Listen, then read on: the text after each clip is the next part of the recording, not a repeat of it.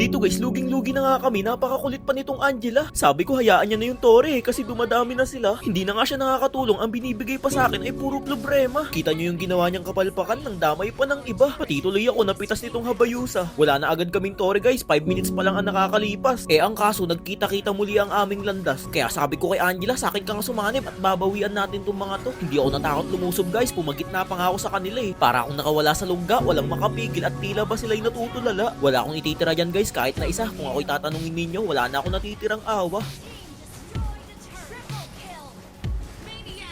Hindi ako nakasabis dyan guys kasi kinees nung Angela. Pati mga kakampi ko nang hinayang, ang sabi yun lang. Parang ang hina naman ng tingin nila sa akin kapag ganun, kaya inulit ko muli ang pagpasok. Sa kagustuhan kong makasabits, ako'y napahamak lang. Yan ang napapala kapag inuuna ang yabang. Pero alam nyo ba guys, sa tuwing ako'y naaapi, hindi ko nalilimutang gumanti. Pinaatras ko muna ang aking mga kakampi, mabubuhay na kasi ako sa loob lamang ng ilang sandali. Hindi ata namalayan ng mga kalaban na nakabalik na ako. Dahil yan may sorpresa ako para sa inyo.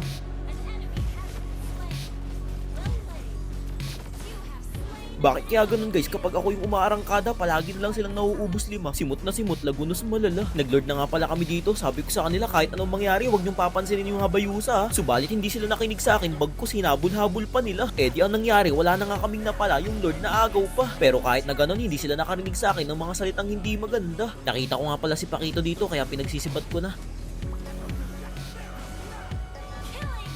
Pati nga rin sana tong si Harit, bibigyan ko kaso wag na, nakakaawa. Medyo lumalamang na kami, kaya kung mapapansin ninyo, halos ayaw na namin silang palabasin sa base nila. Parang wala nga kaming tank kasi tignan nyo naman, ako pa yung nauuna. Babalik pa yung Habayusa na yan, akala niya siguro hindi ko alam. Nakapag-ultiman siya, ang kapalit naman nun ay mahaba niyang pagpapahinga. Porke mga low HP na kami, itong Pakito, sugod na sugod O ayan, magsama kayo. 3 na lang ang natitira sa kanila, kaya wala akong dapat ikatakot at ipangamba. Sa katunayan nga yan, sinibat ko pa nga, akala siguro nila hindi ko itutuloy. Joke lang yun, nandito na ako. Hindi ko pala kayang ubusin, napaka-update. Kita nyo naman guys, yung buhay ko, piso na lang. Buti nahipan ko. Kung hindi, baka tuluyan na akong naglaho. Eto nga pala yung huling clash namin guys, bago namin sila matalo. Kunwari, hindi ko pinatama yung aking sibat para alam nilang ako'y malayo. Ang hindi nila alam, ako'y papalapit na at may daladalang delubyo. Abalang-abala sila lahat di nila namamalayan, iniikutan ko na pala sila.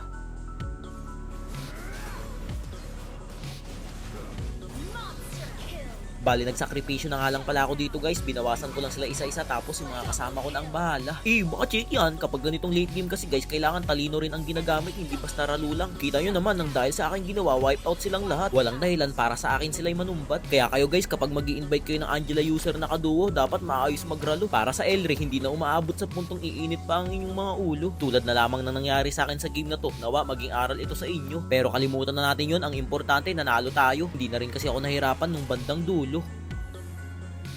Victory!